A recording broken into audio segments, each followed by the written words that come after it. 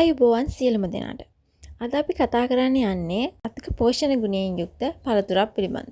ඒ තමයි අපි පොදුවේ හඳුන්වන පීනට් බටර් ෆෘට් කියන ශාකය. ඔයාලට පේනවා ඇති මේ ශාකයේ පත්‍ර. ඒ ශාක පත්‍ර වල දාර රැලි සහිත ස්වභාවයක් ගන්නවා.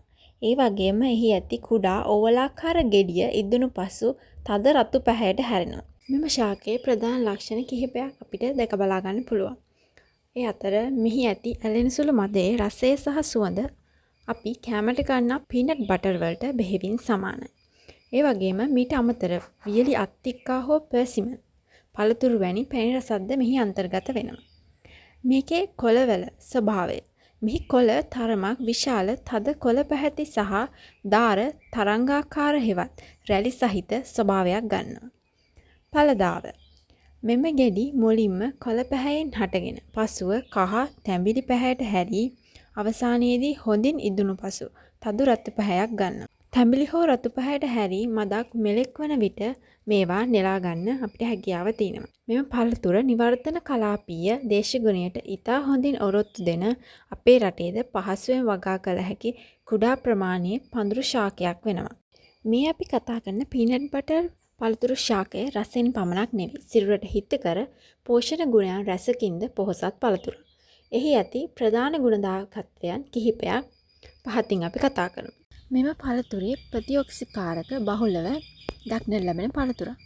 මෙම පළතුරේ විශේෂයෙන් හොඳින් ඉදුණු රතු පැහැති ගෙඩිවල කැරොටිනොයිඩ් සහ ලයිකොපීන් වැනි ප්‍රතිඔක්සිකාරක ඉහළ මට්ටමක පවතිනවා. මේවා මගින් සිරුරේ සෛල විනාශ වීම වළක්වා පිළිකා සහ හෘද රෝග ඇතිවීමේ අවදානම අඩු කරනවා. ඒ වගේම මෙහි අඩංගු ස්වාභාවික සීනි සහ පෝෂක කොටස් නිසා සිරුරට ඉක්මනින්ම ශක්තිය ලබා දෙනවා. ඒ වගේම මේ පළතුරේ විටමින් සහ ඛනිජ ලවණ බහුලව අන්තර්ගත වෙනවා. ශරීරයේ ප්‍රතිශක්තිකරණ පද්ධතිය ශක්තිමත් කිරීමට අවශ්‍ය විටමින් වර්ග සහ ශරීරයේ ක්‍රියාකාරීත්වයට වැදගත් වන ඛනිජ ලවණ රසක් මෙහි අඩංගු වෙනවා. කැරොටිනොයිඩ් සහ විටමින් A අඩංගු වීම නිසා ඇස්වල පෙනුම යහපත්ව තබා ගැනීමට සහ ඇස් ආශ්‍රිතව ලෙඩ රෝග වලින් ආරක්ෂා වීමට උදව් වෙනවා. ඒ වගේම මෙහි අඩංගු ස්වාභාවික තන්තු මගින් ආහාර ජීර්ණය පහසු කරවන අතර බඩවැල්වල සෞඛ්‍ය සුරකිනවා.